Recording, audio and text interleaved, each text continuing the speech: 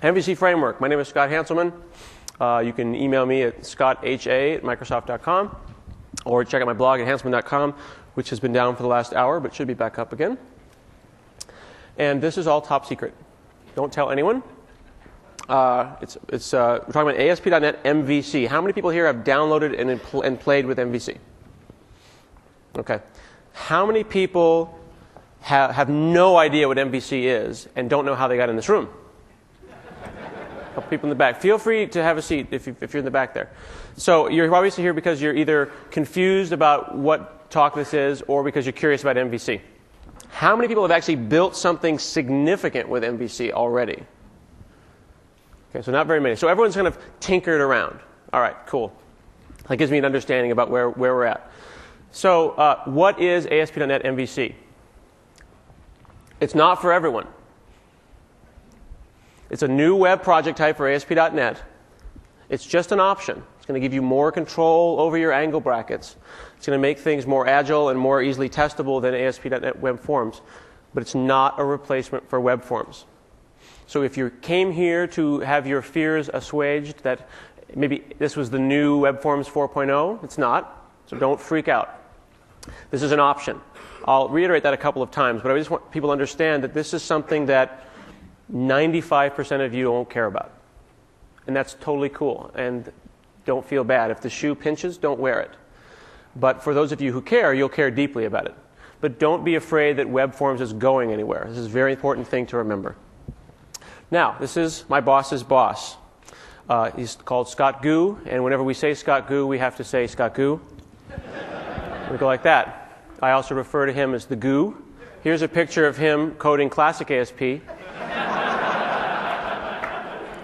He started early. I also call him his gooness, if you're not into that whole brevity thing. And he hired me, and for that I am eternally grateful. I also call him Sir. I wanted to find a picture of a halo to put on his clip art on his head there. So then I went out to Live Search and searched for halo and was unable to find the kind of clip art that I was looking for. So the best that I could come up with was this. Because I want you to know how much that I care about this man. I love this man. All right. So, hang on, don't fall asleep. Let's talk about Hello World MVC. Which of these 15 Visual Studios should I bring up? Oh, this was kind of cool. Inside of the Visual Studio, they have a little start page with this feed. They see that says this has nothing to do with C#. I snuck that in actually. Right there. I wanted to see if they would notice, so I stuck that in my feed and then sent it off to those guys. So there's a podcast about string theory and particle physics, and it made it into the start page, so I'm feeling pretty good about that. You'd think that the guy who edits that would go, this has nothing to do with C#, and then he would immediately not put that in there, but he did, and it was a tiny victory for me at Microsoft. All right. So when you go file new project in Visual Studio 2008, you get this drop-down box in the upper corner there, and here it says .NET Framework 2.0, and we've got web applications, but we don't have MVC. If I hit it to 3.5, suddenly new stuff appears. Now I've got ASP.NET MVC web application showing up there. So this is an additional project template that has been added, and I'll just call it Fufu and hit OK. And immediately we get a new pop-up. So we're getting an option. Rather than immediately getting our project template, we're being asked a question. Do you want to enable testing? And if so, do you want a unit testing framework? And then you see there's a drop-down list right there. Ships with MS Test, with Visual Studio Test, but you can go up now, and I guess the MB Unit guys have released an alpha. You can go up to their website, and you can get MB Unit, and they'll add that to the combo. If you have a testing framework at your company, you can get in that combo box. NUnit, CS Unit, we're all talking to those guys and gals to make sure that any testing framework who wants to be in there and thinks that they are the one true framework for MVC can be a part of this dialog box. So we're trying to open things up See how I said we? I've only worked for the company 6 months, and already the implant has got me saying we. We can get people inside that test framework box, or if they click the I suck button, then they would get no test framework at all. So I call the project Fufu. I get Fufu tests, and I hit OK. We create our project, and the Fufu test just popped in. So let's see what's going on in our references here. I understand that a number of you did download the previous stuff, and if you remember, if you may have seen either this talk at another conference or you watched some of the webcasts, read the docs, ASP.NET MVC was originally in the system.web.extensions DLL, and that DLL was revved from version 3.5 to 3.6. That has changed in this build. It's been teased out of system.web.extensions and has been spread out. Now, again, for those, please come and have a seat. We're defragmenting the room. There's room for everyone. I'd hate to have you clump up in the back and be crushed in some kind of a rush to hear this talk. And I will get to the what is MVC. So don't feel like if you don't understand what's going on that you're gonna be lost for the whole talk. I just want to point out for those people that care that system.web.mvc, .routing, and .abstractions are what make up what is MVC now. And it's significant to note a couple of things because namespaces teach you a lot, right? You can glean a lot from a namespace. Notice that it's system.web.mvc. It's not system.mvc. This is not MVC for WinForms or MVC for sockets or whatever. I don't know. It's system.web.mvc. It's subservient to system.web. It's part of ASP.NET. It doesn't subsume any aspect of ASP.NET. It is a new thing. It's not replacing anything. This is really important. Additionally, system.web.routing is not underneath system.web.mvc.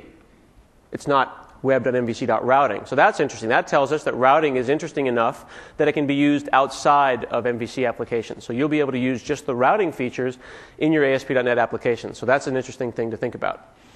And additionally, system.web.abstractions, when we poke around in there, when we start talking about testing, you'll see that we've got wrapper classes to make HTTP context, request, response more easily testable.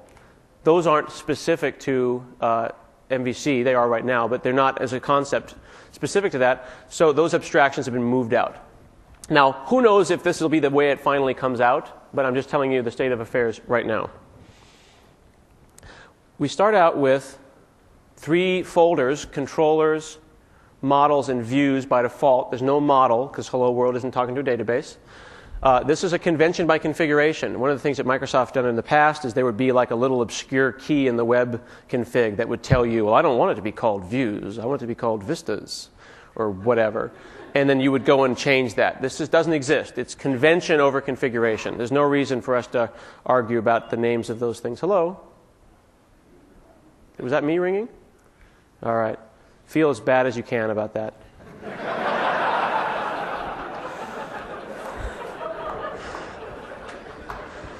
We've got controllers, and underneath controllers, we've got home controller. This is also a convention. If I've got a foo controller or a controller, if it ends in controller and derives from controller or implements iController, there's 2 different ways you can do this. Controller is a base class. We'll talk a little bit more about how this is laid out. But the important thing to note is that I've got 2 methods here, index and about, and they're both marked public. So by virtue of the fact that I've got 2 public methods in a controller class, these are available to me from the outside world. They can be seen now. So what does that matter? Well, if we go and take a look at this route, we can see we've got a default route that says controller/action/ID. Kind of looks like a URL, kind of doesn't. Let's run this and see what we've got. Notice our URL here, /home/index. Remember our route was controller/action. So we've got a home controller and then an index method. So we're going to be calling, kind of indirectly here, that method, /home/index, and we showed up down here. So there's a direct relationship between what's going on in the URI, the URL there, and what happens and what gets called in your controller. No page load, no page lifecycle and postbacks and things like that. There is a direct relationship. We'll talk more about this in a minute, and I'll show you the call stack. But I just want to point out that this is what you get by default with Hello World. We're going to extend this as we go through the talk here. So, not Web Forms 4.0. Just different way to get to the store, right? Car versus motorcycle. You can fit more groceries in a car. You can take that analogy as far as you want. I don't really know if it works much more than that. But it's not Web Forms 4.0. Web Forms continues to march on. If you're doing big line of business applications and complex interactions and stuff, you probably are going to enjoy doing your work in Web Forms. Web Forms. The goal here is to be flexible. I was trying to figure out a way to make it all kind of an alliteration, like it's flexible, it's fun, it's fundamental, but I couldn't come up with anything. So it's flexible. Extend it or not. I'll show you points of extensibility in a moment. It's fundamental. It's not going anywhere. It is the anticipation that this is just part of System.web. It's along for the ride. It's not skunkworks. It's not just people screwing around. It's a real thing. It's going to be supported. And when you call PSS, people will care about you. When it's released. They don't care about you now because you guys are beta as far as we're concerned. And we want to play well with others. There's been this really amazing ecosystem that I came out of this, they call it like alt.net. It's just all these different tools out there that didn't come from Microsoft. NUnit and Cover and Hibernate. These things need to be able to interact more comfortably with the system. So the goal of MVC is to play well with others. And then ultimately to keep things dry. Dry means don't repeat yourself. So what we need from you guys as we start making these kind of monthly or so releases of MVC and giving this feedback loop that's unprecedented, just more code more often, is to get feedback from you guys. So if you care about MVC, it's really important that you tell us what you think. Blog about it publicly. Get involved. Talk to Phil, the PM. Send it to me, and I'll forward it to Phil. Let us know what you think about MVC, because it will change. This is not close. It'll be done when it'll be done, kind of a thing. It's not done yet. Dry, and the importance of dry is that if you find there's a place in MVC where you feel that things don't feel right, that's what we want to hear about. This isn't comfortable. I don't like this. This is not a good way to do things. One of the goals that Scott Gu is always talking about is this notion of clean separation of concerns. Separations of concerns is what fundamentally makes MVC work. The idea that the model has one thing to do. It has one purpose for life. The controller has one thing to do.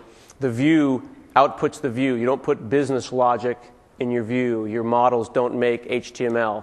Clean separation of concerns then enables easy testing. It makes things easier to test when everyone has their own responsibility. Hi, creepy camera guy.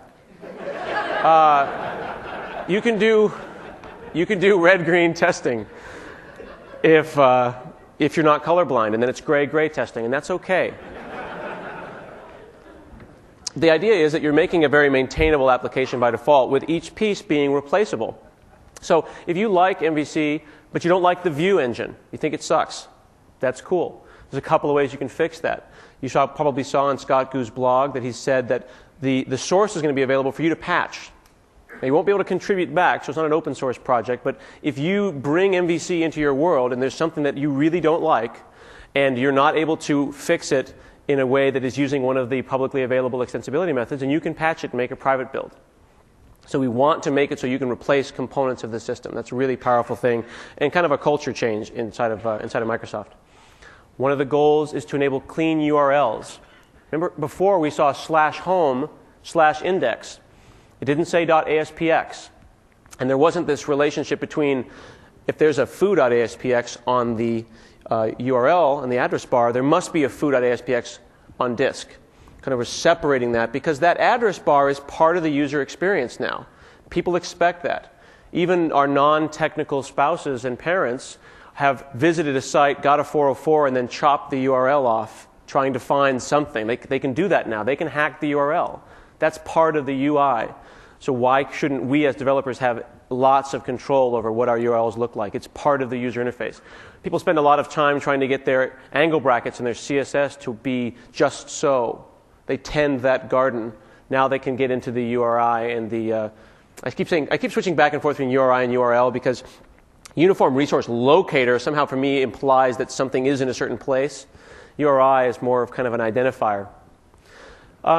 One of the other things that's significant, as we keep kind of trying to pound this into folks' heads, is that it's not replacing ASP.NET as it is augmenting it. So all the same stuff that you like still works. You want to get to the session object and caching, membership, different providers. You can get to this stuff. ASP.NET's still ASP.NET. This is just a different kind of project. To that end, if you're using a web forms view engine, we'll talk about custom views in a minute, you're going to still get designer support in VS 2008. So you're not completely out there in the woods in Visual Notepad 1988. So here's the root Q&A, and then we'll get into some examples and some code. Root Q&A is a thing that Microsoft does internally when we know that people are going to ask mean questions. So we just write them up ahead of time and answer them. So this bypasses a lot of the meanness, and it's called a root Q&A. So I'm paralyzed. Which one do I choose? If you're doing line of business applications with data grids and inline editing and really complicated stuff and multiple parts of the page updating all at once, maybe jumping into MVC right now isn't for you. You know, if you like dragging stuff over from the toolbox and pushing in object data sources and making them all dance together, you like your update panels, maybe this isn't for you. But if you're an XHTML, CSS shop, you've got a bunch of designers that haven't worked with Microsoft stuff before, or maybe you're an Agile shop and you're doing things with continuous integration and you're using NUnit and MBUnit, and you really wish that you had a testable framework that you could test without firing up IIS or without automating the Internet Explorer using Water or Watton or one of those test frameworks, then maybe MVC is for you. Exploring it doesn't hurt, but definitely think about which decision that you want to make, which way you want to go. So some people have referred to the notion of REST, representational state transfer. Like, what do I do with REST? I thought WCF and Indigo, right, the Windows Communication Foundation, they use REST. Feel free to come have a seat, you guys. There's lots of room. We're defragmenting up front right now. You can, no, it's not funny for you guys, but they found that to be hilarious. It's like the third time I've said that. When would I use MVC versus ADO.NET data extensions or versus WCF? If I want to push something that's not HTML through my system, I want to maybe make an RSS feed or make some JSON, some JavaScript object notation. I might want to just use MVC if it's a simple thing like a get and I pull back some XML. If the service kind of just falls out of the design, I could use MVC and I could produce REST. But if you're going to do anything complicated, anything that's manipulating data in a non-HTML way, that's what REST and WCF is for. Because of the flexibility that we give you to set up your URLs in MVC, the first reaction to a lot of people who have done REST-style work is that this is perfect for REST. But that was not the intent of MVC. And you can always start in MVC and then kind of move up to WCF. These are very simple refactorings to move these different mechanisms over, because it's all underneath the same libraries. So what's the difference between MVP, Model View Presenter, and MVC? This is a little bit of a philosophical thing, but some of you may be using some of the stuff that came from the Patterns and Practices group, and they had a Model View Presenter they had a Model View Presenter factory of some kind. Model View Presenter and Model View Controller are similar but different because of the responsibilities of the buttons and the user interface experience and who's responsible for what. In Model View Presenter, things like buttons know a little bit more. And there's usually you see Model View Presenter in WinForms applications where a button will create an event. But on the web, the browser's handling a lot of that for you. So we're actually having a direct relationship with the controller. So this is a front controller model in that the controller sits in front of everything, and the interactions from the browser in this model happen directly to the controller. What about widgets? What about controls? Right now, we're still working on that, to be totally frank. You know, the goal is going to be able to have some kind of a component model. There's going to be user controls of some kind. There may also be the ability to do partial rendering of things. There's some examples of that and some screencasts that we've done recently, but that's actively being worked on. One person said, I want to use Ajax with MVC. Is that cool? And I realized that it wasn't that he wanted to use Ajax. He wanted to use all the Microsoft Ajax-y goodness and the toolkits and the update panels. And those are two different questions. You can totally use Ajax with MVC. You can use the MS Ajax client JavaScript library. You could use Dojo or MochiKit or EXT or whatever makes you happy, jQuery, and it works just like any MVC framework. But it's not ASP.NET web forms. So you don't drag update panels over and get that kind of an experience. So yes, you can use AJAX, the concept, but you can't use all of the server-side web forms AJAX controls. That said, we're still actively working on making that clear to people, how this AJAX is going to work. But this does not in any way preclude the use of AJAX. So when is it going to come out? So basically, when Duke Nukem Forever ships, this will be fast on its heels. Literally talked to the bosses earlier today, and they said, when you guys say it's done. We're going to start trying to speed this up, trying to come out with builds maybe every month. Don't hold me to that. Maybe every 6 weeks, as fast as possible. This is going to go up on Codeplex, and we're going to release this as fast as we can. And when you guys say, yeah, that looks like about a version 1, then we'll say, cool, that's version 1. And we'll do version 1.1 next. I don't know. But might be the end of the year, might be 2020. But you guys have to engage. If you want this, get your company involved, get your blog involved.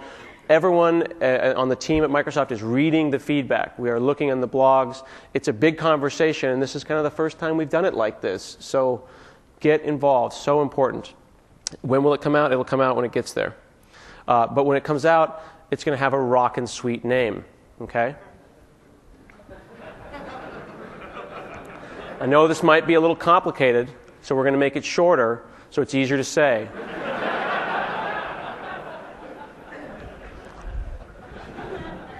There's a new installer. Some of my friends. It's going to be sweet, man. Just making sure you're awake. Is it safe? So from a security perspective, all the same kind of threat analysis that gets ASP.NET out the door is going to get MVC out the door. But you need to remember that it's still built on top of ASP.NET. So it's all managed code. The MVC team is still calling, request.queryString, request.form, just like you are. They're not doing anything fancy. They're not going around ASP.NET to get their work done. So theoretically, it'll be as secure as ASP.NET. We're early in the process, but the point to remember is that it sits on the ASP.NET runtime. It uses the ASP.NET runtime to do its work. It doesn't use proprietary internal things to get its job done. And you'll be able to see the source, so you'll be able to figure that out. Same thing with the scale. It's sitting on top of ASP.NET. Assuming it doesn't do a lot more work than web forms, it will scale like web forms. That said, you can write crappy code in any language. So let's start getting into a little more detail about how it works. This is that slide that they always make you put in, and then you kind of go, there's 3 circles. So thinking about things, so if I haven't made you fall asleep yet, for those who are still wondering what the heck is it, the browser requests a URI. They hit /products. That comes in, and that's heard. I'm not going to get into too much technical detail because the developer is right there, and he's going to call BS on me. That's heard by the routing system. The routes we set up in the global ASA. So when your application starts up, you describe what your routes look like. I want /products to go here, and I want things that look like date times to go over here. You can lay it out any way you want. I'll show you the routing demo in just a second. But the route is determined. So URL comes in, some magic happens, and then a route comes up. And a route indicates what controller and what method and what parameters on that method are going to get called, and then it calls that thing. So from the point of view of the controller, it's just happened. I got called. That controller is activated. So we're talking about both object activation and method invocation. The controller gets made, and the call happens. That controller could be iDisposable, its constructor will fire, all the things that you would expect the controller to do, it'll do. It's invoked. It does some stuff. At this point, the controller does what it does. It controls. It might go and talk to the model, it gets some information out of the database, might talk to a web service, talk to an XML file, whatever. That's talking about the relationship between the controller. It's a front controller, so you kind of imagine that that's been activated. We talk to the model, and now we need to tell the view what to do. This is where things get a little interesting because there's a couple ways you can do this. The controller can tell the view only what it wants to, like a minimal amount of information. So for example, if I was returning products from the model, and I had a public class products, I could just hand that products object to the view. So now I've kind of completed that triangle, and now my model and my view know, they know a little about each other. Or if I don't like that, if I find that it's just too weird to let the model and the view, the model get passed into the view, I could pass the model custom view data. Maybe not products, that includes unit price, unit ID, all this stuff of products. Maybe I send it a custom object, products view data, that just has price and name, just what the view needs. I can really separate things so that the underlying model is never really seen by the view. You get to choose. You get to make these decisions. It all comes down to how you want to write your stuff. But that's the general way things that work. Then the view data uses only what it had passed to it to make decisions. It renders URLs, and then those URLs pass back to other controllers, right? It renders URLs that say /home/about, and then the circle continues. Now, at every step of the way through this process, request comes in, HTTP routing turns into a route, the handler then decides what controller, the controller talks to the view engine, grabs a view, view renders a response. You can get in there. You can futz with every step of the way. You can change stuff. You can say, I want my own controller factory. We've got screencasts on how to do this. I want my view engine to be custom. This sometimes can be deer in headlights moment. Too many choices. That said, there are defaults. All the good defaults work. You get a web forms view engine that feels a lot like web forms, gives you the designer, looks like a web form, renders like a web form. The only thing that you don't get is postbacks and view state, which can be a good thing or a bad thing, depending on how you roll. You get a controller base class that you can derive from that does the right thing. If you don't want that controller base class, you can certainly implement iController yourself, do your own thing. If you don't like routing, you can change these things. So let's go back over here to Fufu. And I'm going to put a breakpoint here on the render view. And I'm going to just refresh that. And down here in the call stack, I'm going to right-click and I'm going to say Show External Code. You right-click in the call stack there, it shows all that non-user code, right? The code that's not yours. That's what that show external code is like. Let me out of the matrix. Show me reality. And reality is the ASP.NET lifecycle call stack. And this is where you get to see. Sorry, am I allowed to go off stage now?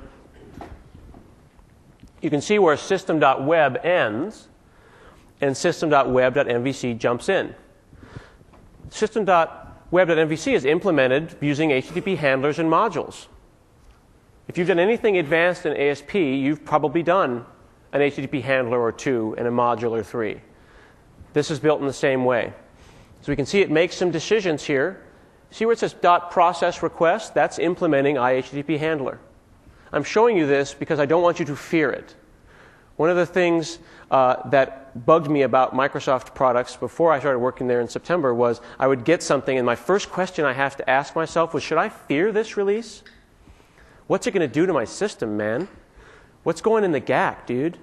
These are the questions that I would ask myself. So I always would dig into what DLLs are getting laid down. That's why I showed you that before. And what the heck's going on in the call stack that I couldn't do myself? How can I get in there? So that's why I want you guys to see this, is that what's going on here is not as scary as you would think. Moreover, because it is implemented as HTTP handlers and modules, you can mix and match. You want a little MVC, a little web forms, they can live in the same application. That's cool and the gang. Totally okay. So he implements process request, calls invoke action, and then index gets called. But from the point of view of the developer, me, I just ended up here. And that's what I wanted. Now, when I call render view, how am I going to make a decision about what view gets rendered? Well, remember before when we were talking about folders. Let's take a look what's going on in our folders. Under views, we've got a file called index.aspx, but notice that it's in a folder called home. What's the name of our controller? Home controller. So because there's an index view inside of our home folder, that's going to get called. Notice that when we said render view, we said render view index. We didn't say render view index.aspx. Notice that we didn't say ASPX anything in the URL. That's a view. It looks like it's a web form, but you have to just remember that it's a web form being used as a view. I point this out because one of the big mistakes you'll make when you go home right after this talk and you hit F5 is you'll right-click on one of those views and you'll say Set As Startup Project, and it won't work because you're trying to run web forms and look at an MVC view. We'll talk about the routing in just a second. Now, if index wasn't in home, the next place it would look would be in shared. So what if I went back over and changed, bless you, what if I went back over and changed render view index to render view poop? I have a 3-month-old, so I'm thinking about these things. Render view poop, here we go. Poop could not be located in these locations.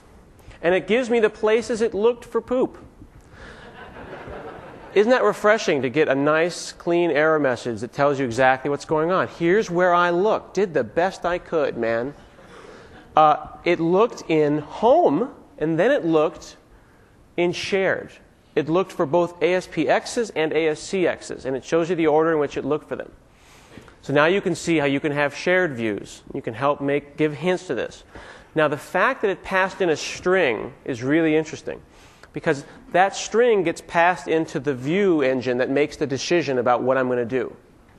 In there, it just goes and says adds .aspx and then goes looking for it, which means that we will be able to make a custom view, and we could make it go look for a index.xslt if we wanted to. And we'll do that in a little bit. Point I'm making is that every problem in computer science can be solved by one additional layer of indirection, right?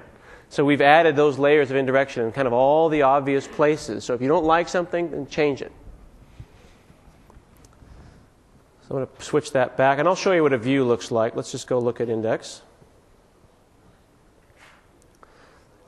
It's important to note that this view uses a master page. So web forms views get master page support because they're web forms. So you've got this. If you wrote your own custom view engine, you might want to build in some funky templating language, and then you wouldn't get master page support unless you built it. We say, welcome to my ASP.NET application, and one of the things that's cool about this, let's run it again and do a view source. View source. Look how fresh and clean that is. What's missing? Well, there's not a form run at server, right? No view state, no event target. That's exactly the angle brackets you asked for. So when we talked before about why should you care about this and should you care at all, if that kind of stuff makes you excited, then you should probably care about this. If you're not really worried about semantic markup being gorgeous, then don't sweat it.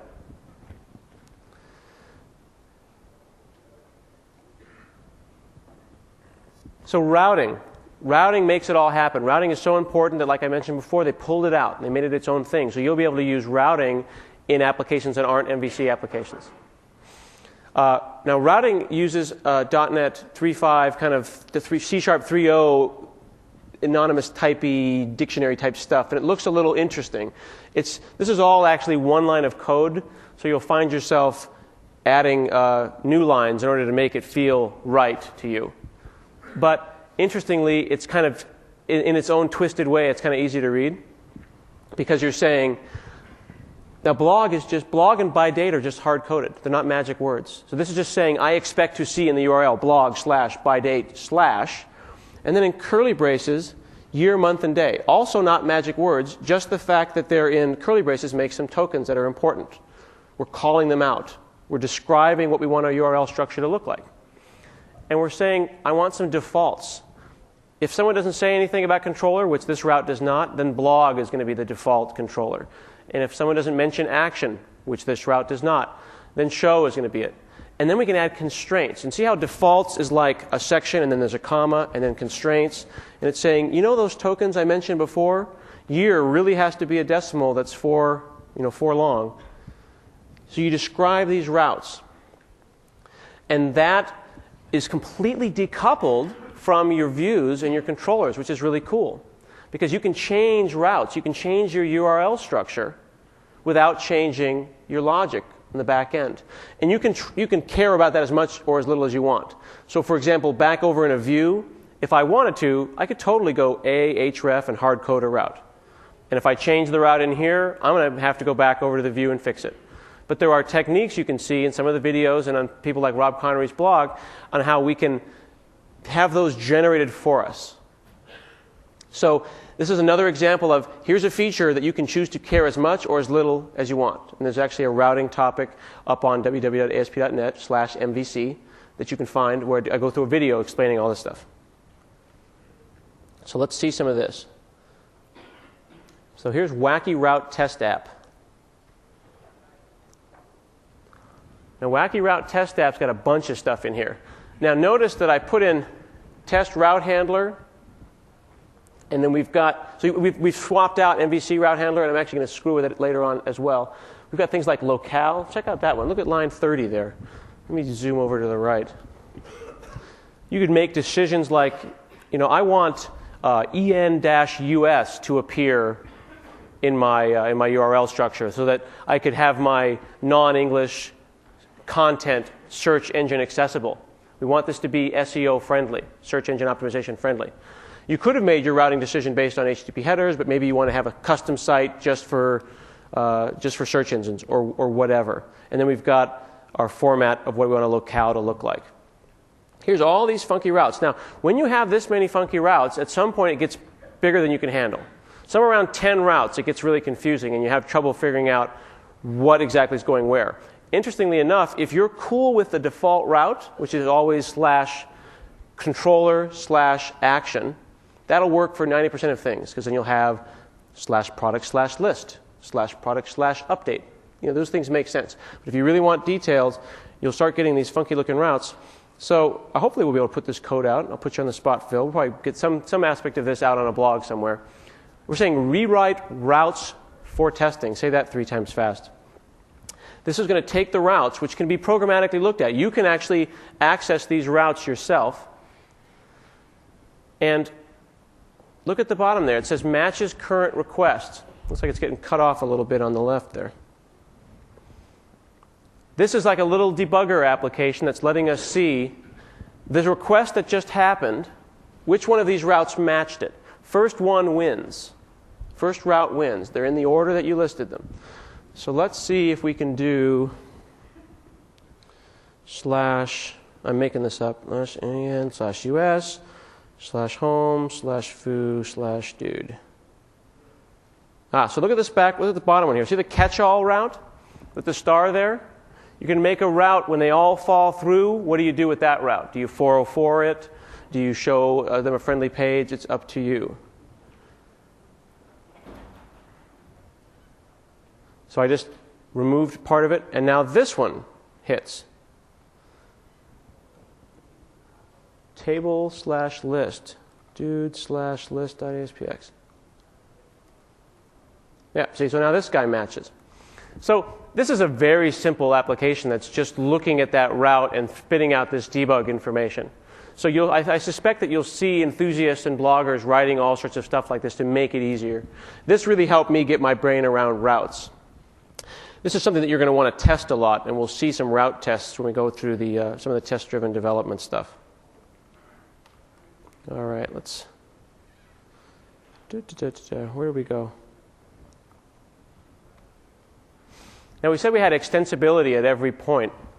Views, controllers, models, and routes all pluggable. This is very cool. Now, we say this. You have to prove us right or wrong. So this is why it's so important you get involved in the conversation. Go out, play with the stuff, write a blog post, and say, I didn't think that routes were pluggable enough, and here's why. Here's my example. As Linus, the Linux guy, likes to say, talk is cheap, show me the code. So anytime you can show us the code, that would be better. And we do listen. So here's an example. There's this view engine base, because view engines render output. And you get an implementation of view engine base. You get web forms view engine that derives from that. But you can also write your own.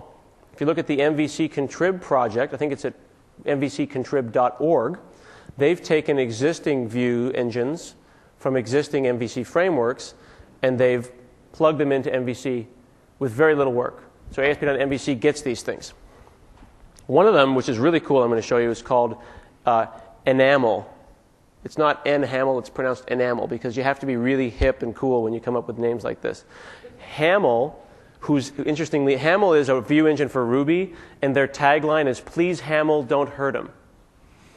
So for the 3 MC Hammer fans who get that joke, so now there's enamel, which is a .NET implementation of Hamel. I'll show you that in a second. And you can use view engines and make your own to offer new DSLs, new domain-specific languages that make generating HTML easier. Because what enamel is, and you'll see in a sec, is another way to express the output that you want. So why would you care? Well, depending on what kind of business you're in, you may have a series of text files or templates or XML or some DSL, some language in your company that maps directly to a view. Like I talked to a company that does education, and they're doing testing for kids, and they have some funky proprietary language that describes what a form should look like, and then they generate a VB app, and then they generate a web forms app. Rather than doing code generation, they could have that read and rendered as a view. You can also use views to generate totally different MIME types. You don't have to always make HTML. You could make RSS or vCards or whatever. So this speaks to the REST discussion earlier. For example, if you wanted to make it so you had a calendaring application, and when you clicked on it, you wanted someone to download an iCal and automatically add the appointment to Outlook. That would be a totally appropriate thing. You'd make a custom iCal view engine, and you'd render that. That would be an example where it wouldn't make any sense to go to WCF, because that doesn't really qualify as a REST service. Maybe an OFX download to bring your information into Quicken or Money. Those are the kinds of things that you can generate with a view engine. We've even got examples of people generating images dynamically using a PNG view. Implementing them looks easy. It's a little more complicated. We'll show you actually the code for one. But basically, derive from this, implement render view, you get this context passed in. I'll show you what's involved. But for enamel, which I think is just so interesting because it's such an extreme example of someone saying, I don't like this entire aspect. I mean, they're not just saying, I don't like your view engine, but they're saying, I don't even like HTML, right? They want HTML to look like a haiku, is what the Hamel guys say. So here is a regular old view, right? We've got HTML here.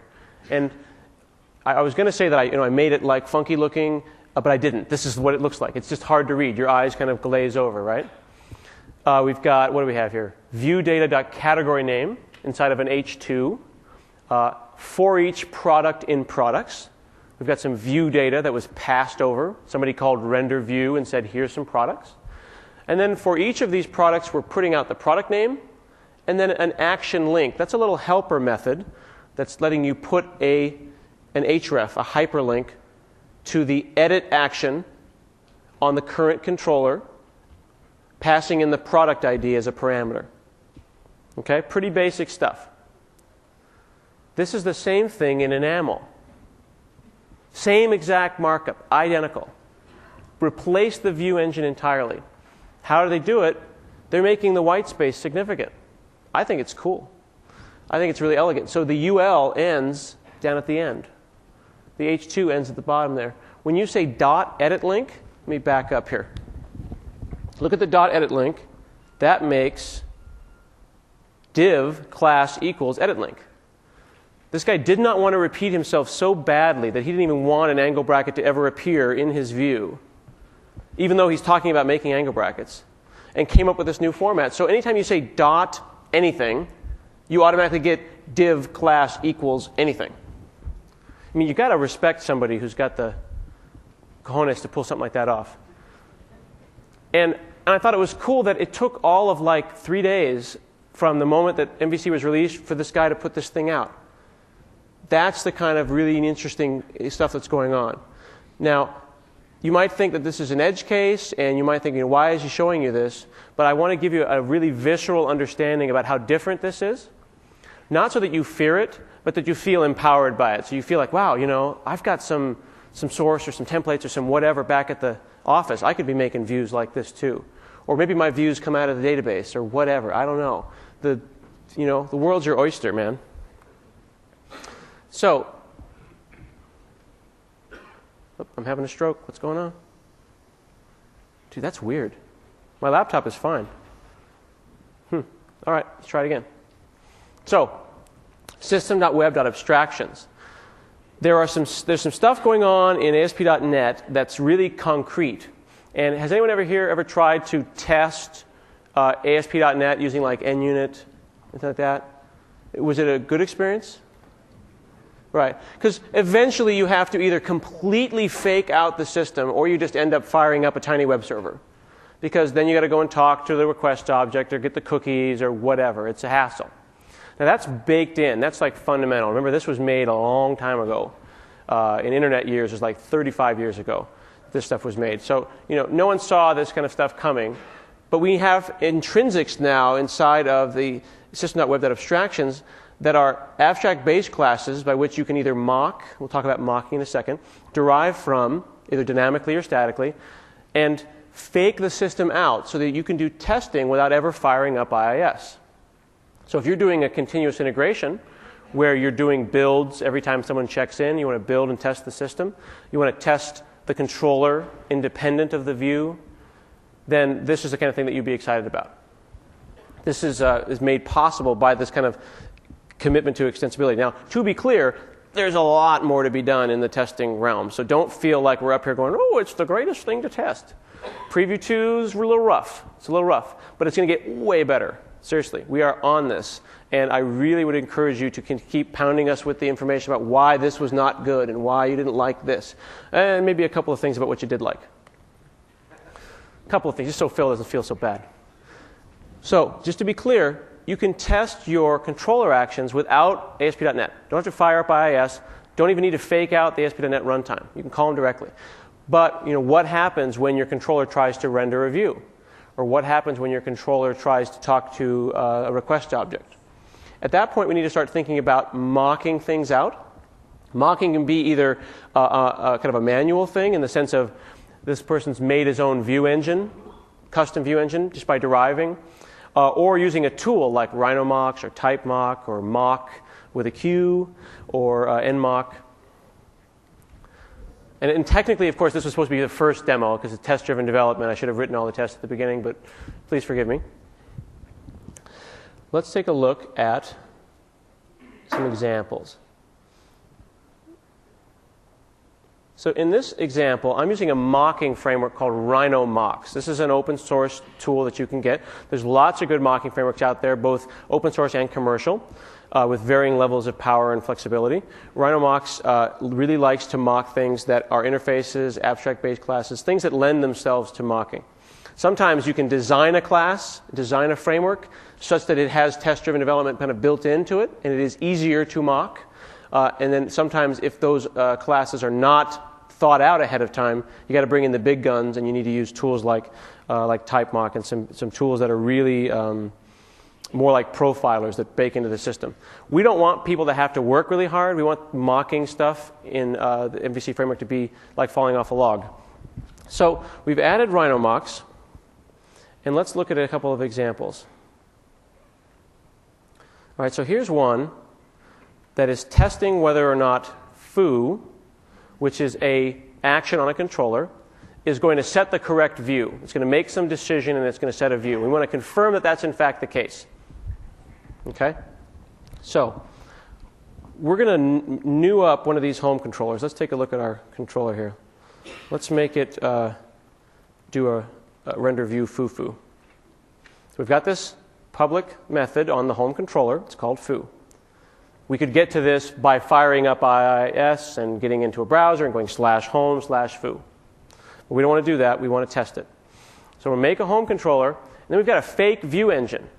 We don't want to use the web forms view engine because that's going to go and get into the whole view engine thing, and the web forms view engine is married to ASP.NET. So we made a fake one. So what does a fake view engine look like? Well, it pretty much looks like this. It says, hey, I render views and I don't really do anything. But it is storing away the view context so that I can ask questions later. Now, it could have been more complicated than this, but for this particular test, this was all we needed the fake view engine to do. But the controller doesn't know. The controller doesn't care that this is the case. We set the view engine because controller has a property called view engine.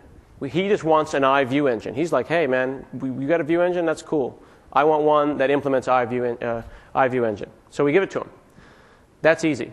More interesting stuff happens when views start talking to HTTP request and response and doing that kind of thing. Because those aren't around right now. If I'm at the command line testing, I don't have cookies available to me. I don't have the query string. I don't have the URL. So mock repository, in this particular example, I'm just using RhinoMox as an example. Every mocking framework is a little different, but the concept is there. It's kind of like TiVo for your objects. Okay? So we're going to go and make a mock repository. This is going to be a repository that's going to hold a bunch of fake objects.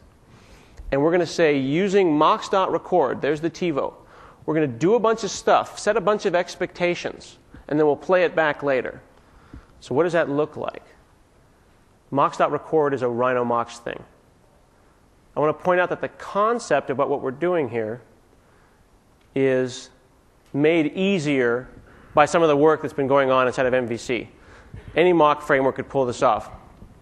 All these objects here on the left, context-based, request response, session state, and server utility base, notice that they say base. It's not really HTTP context or really HTTP request. These are base classes. This is something that is a little different in MVC than it is inside of ASP.NET proper. It wasn't possible to take all these new base classes and then go and change all of ASP.NET because you'd get rid of all the stability and the trustedness that ASP.NET's built. It's baked in. We'll work on teasing it out at some point in the future, but for now, only ASP.NET MVC gets this ability. Maybe some point in the future, other people will get it.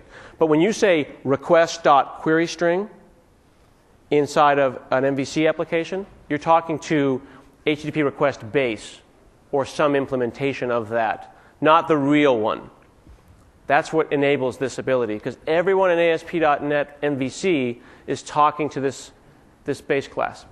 So mox.partialMock is a thing built into RhinoMox where he's saying, make me a dynamic class that looks just like this. Does all the same stuff. Total fake out. What it's going to do is it's going to dynamically generate and derive from HTTP context space and make one that looks just like it. But again, nobody notices. So we make fake versions of all of these things. And here's where it gets cool. They've got this notion of setting up a result. They're saying, when someone asks for HTTP context.request, return this. It's kind of called a fluent interface. It kind of reads like English, Set up result for context.request and return request. So we're saying anytime anyone says session.server.request. Return one of these fakes. Just to be real clear, that's an instance variable. He's a fake. When somebody asks for this property, you fake it out. We're in the middle of a record here. We're doing our TiVo. And we go and we say replay. So we've set up some expectations with our framework here. It's pretty straightforward, but it does take a little while to get your brain around.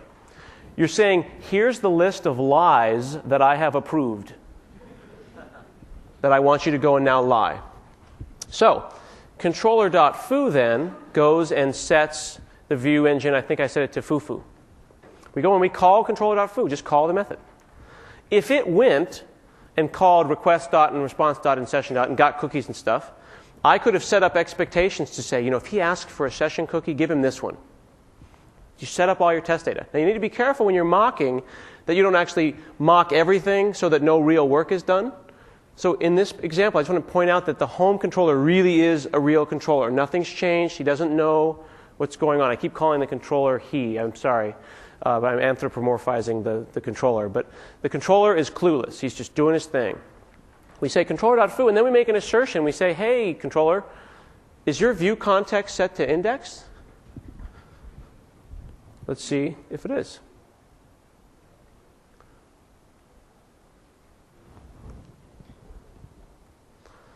So foo sets correct view is false because index wasn't set.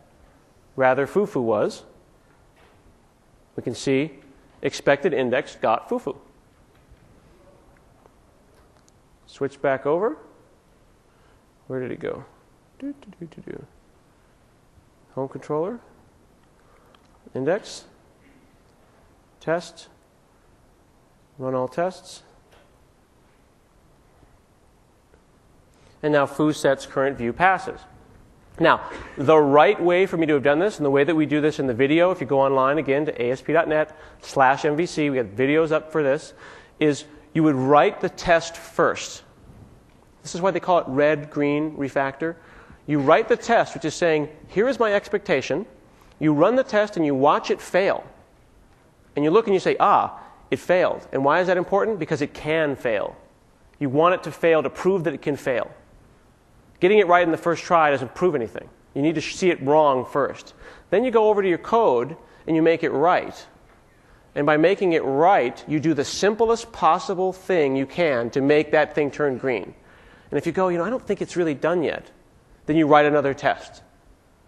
And you do it over and over again. And that causes you, it's really kind of painful because you're writing tests before you're writing code. It causes you to write more tests than you would ordinarily, and it also causes you to write less code in your actual application than you would.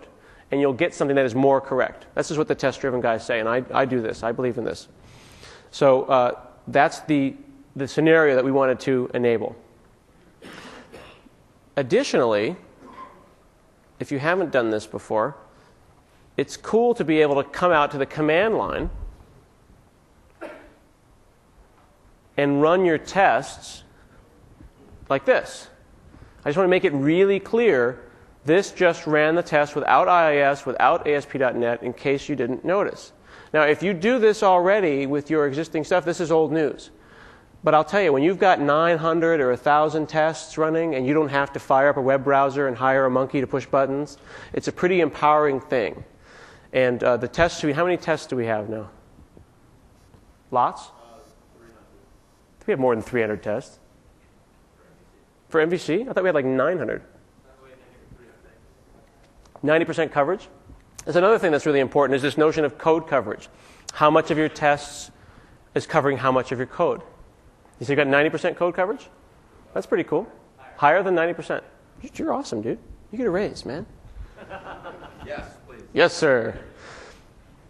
So now this notion of build, test, build, test, build, test can become part of your daily life, and you can have your web applications being tested in a continuous integration. There's continuous integration tools for VSTS, there's cruise control, there's CI factory. These are all tools that will enable you to do this kind of stuff such that when you check something in, build goes off, gets tested automatically. As someone who has personally tried to fire up this tiny web server inside of tests and fake out stuff, it's really cool to be able to actually mock stuff away completely. This is going to get way better and way easier, so do continue to speak up, and we're getting lots and lots of feedback.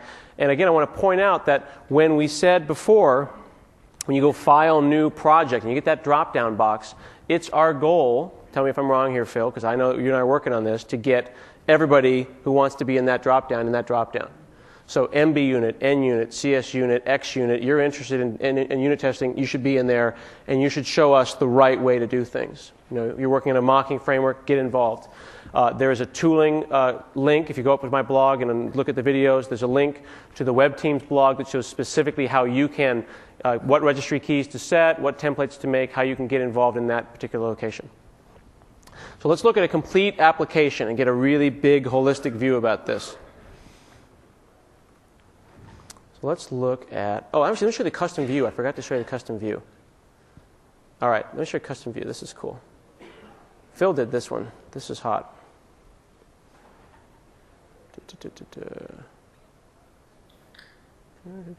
All right, here we go.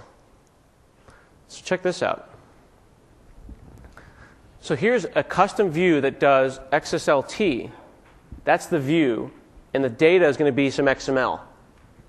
So the view data is going to get passed in. That XML is going to then get XSLT'd. Is that a verb? It's going to get transformed into some HTML. This is a regular old XSLT. It's going to take a look at an XML file that contains comic books. And then for each comic book, it's going to go and output the title and the issue number. If you've done XSLT, this will look familiar. There's nothing fancy about this. This is a legitimate XSLT that works in the command line. It's not an MVC custom thing. Okay? Here, he's got that little chunk of code right there. Remember, if it doesn't fit on your screen, it's too complicated. That's what I say. render view. It implements iViewEngine, got render view. He says get view location. Remember how I said before that we pass in a string like index? This is where we get that locator who makes the decision about where exactly is this thing. Comes back with a path. So this is the figure out where it is. And then in this case, he does some stuff. He takes his view data, turns it into XML, and then does a transform. And notice that he does the transform directly out to the response object. The locator, you get to plug in as well. And here he says, there are the locations. That's where my views are. If you go look a couple of months ago on the blog, we had a place where Phil had done a Ruby view, which was really cool. Total hack, but really interesting, where he was pulling out .rhtml files, custom views.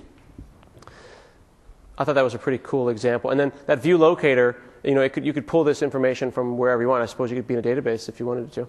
All right, let's look at something big. There we go. This is a good one. All right, so I've got this database. Here's my Northwind database, because everyone's business looks just like Northwind, doesn't it? Isn't that like, don't you feel really close to Microsoft when we show you another Northwind demo? We're working on that. Is that ready? That's not ready? It's almost ready. The anti-Northwind is coming soon. So inside of our Northwind database, I've got products and categories and stuff like that. Got a couple of helpers for testing my routes. And then here we've got our CRUD. Create, read, update, delete. CRUD. Or kill and pip. We wanted to make it so you could have a grid full of stuff, list it out, make new products, edit products, update products.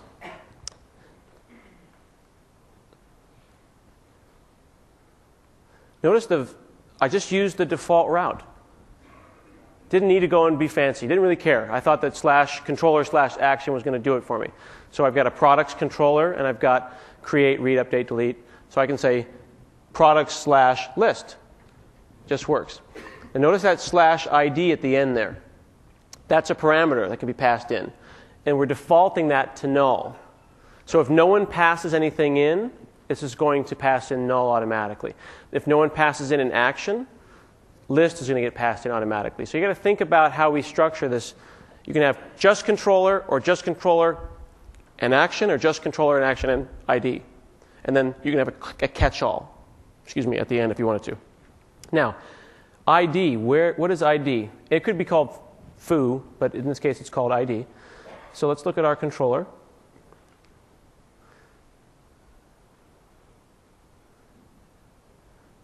I've got list int question mark. It's a nullable int. That int might be null, might not be 0, might not be anything. So we say we've got list with an optional page. We say, hey, database, love link. Hey, database, give me some products and order them by unit price. Then we make a page list of that using some cool stuff that Scott Gu put in his blog. And then this little guy, this is just a C# isn't that not enough people use, that says, hey, are you null? No? Cool. You are? Okay, cool. I usually talk to my code like that. It makes me feel a lot better because I'm lonely. And then we take those products and we pass them into our view data. In this case, I'm passing my product kind of right across there. But I've made some custom view data. See where it says product controller view data at the top there? I wanted to add additional information, because my view might also want to know things like categories. It might also want to have an error message. So I've made a structure that's specific to this relationship that I have between my products controller and my view. So we're saying put the list of products in that page list of products. And then for some pages, I'll also need categories. So let's just put a breakpoint there.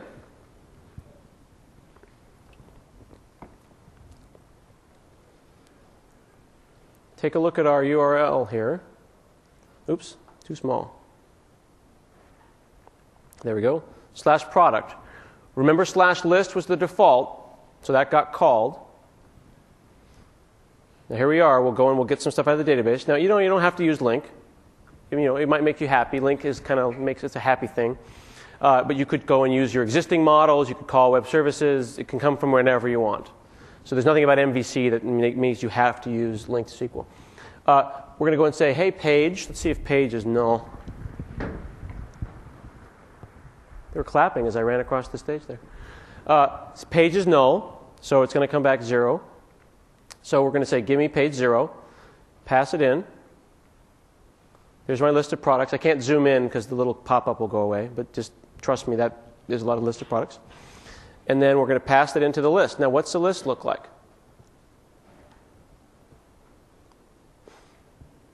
Now, I showed this to somebody earlier, and they were like, hey, man, you used a table, man. We use CSS at my shop. That sucks. You're so 97, man. He talked like that. He was kind of a designer.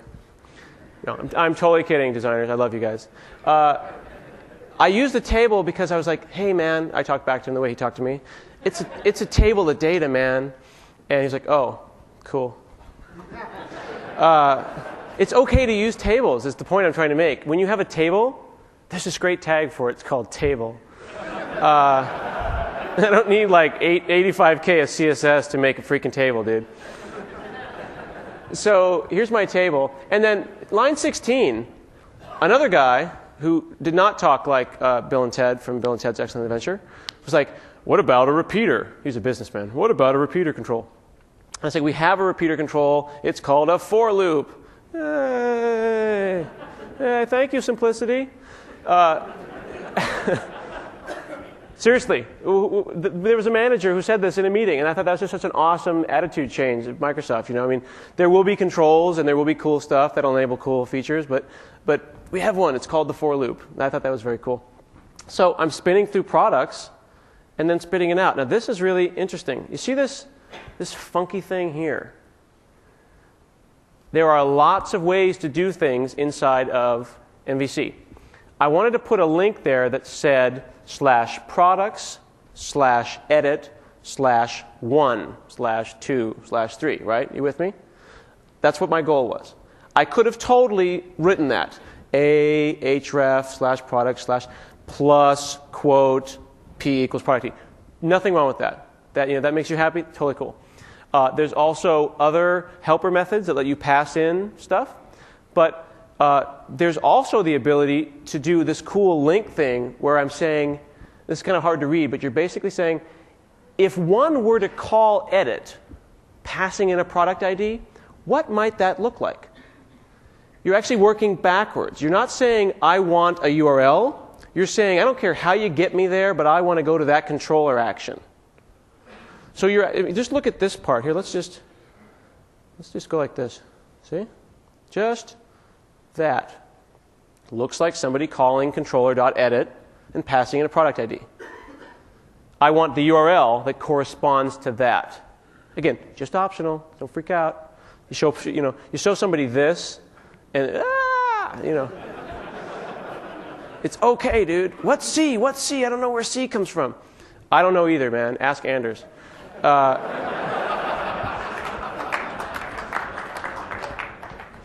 But you're saying, if someone were to call edit, they would want this URL. So now we hit F5. Got our table. Hover over these things. Got to make it bigger. Okay, so I'm hovering over an edit, and I get edit/13. I think that's exceedingly cool. I don't know why. I think it's because if I went over here, this is where I changed the demo, and the guys are like, don't mess with the demo. It was cool before, dude. Can I do this? Am I going to get in trouble if I do that? Will that work? That probably won't work. Let me try this. Can I do this? I don't know. Let's find out. Oh, man. I'm freaking out, dude.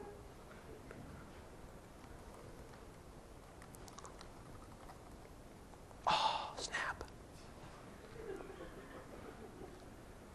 Bam! Pow!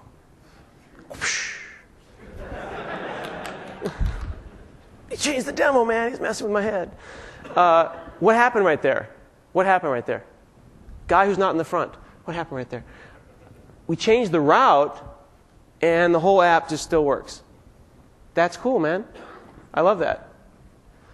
I think that should be a feature. Oh, a clap. Right, rock on. Rob Connery, say hello. Ilan, hello. These are the guys that wrote it in the front here. I'm just taking credit for it, baby.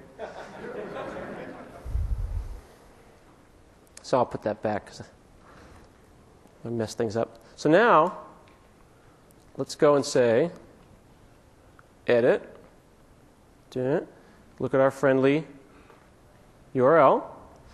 Let's look at our view source. Check out the form. Remember I said before, no run at server. Because what does run at server really mean, right? Run at server says, back there in pre-render, when we're making that control hierarchy, you need to know about stuff from here down. That's what run at server says. Care about this markup. Otherwise, it's just a literal string. That doesn't exist here because none of that world exists anymore. Now, some people freak out and they're like, "Hey, we're going back to classic ASP." I just got away from there. We just got off ASP last week. Then that's cool. Don't use this. It's not classic ASP. This is a very similar framework to a lot of the MVC stuff that you've seen. And the MVC pattern itself is an old pattern. It's 1978 time frame. Nothing in that sense is being invented here. This is just trying to be the very best model view controller pattern using all the things like the lambdas and link and good view engines on the Windows platform. But check this out. This part was true. I remember when Scott Goose showed me this before. This still freaks me out. So you can manage the state any way that you want to when you make your forms. But one way that you could, and Scott Goose really likes this, is you could have like object.property appear as the name of the form input command. So then later, when you make a change and you call update, check this out. Check out this line, line 82. I think it'll change. It's a little funky the way it's phrased right now, but it's basically saying, go into a request.form and get me a product. And it's looking at the name of the product.id. Oh, yeah, cool. Boom. Product.name. Oh, cool. Boom. And it's doing that because that's what they call left-hand, right-hand code, right? We sit there and you go, a little of this, a little of that. Product ID, product ID. First name, last name, surname. That left-hand, right-hand is so boring to write. Don't repeat yourself. So we're trying to enable that kind of stuff. These are the kinds of helper functions that I think the community is going to do. You're going to see these on blogs. People are going to come up with more and more better ways to do this kind of stuff. So here we're saying grab the product out of the database, the one that we're editing right now. Now that product, the one that has units in stock 1, go in the form, grab it, and now it's got units in stock 2.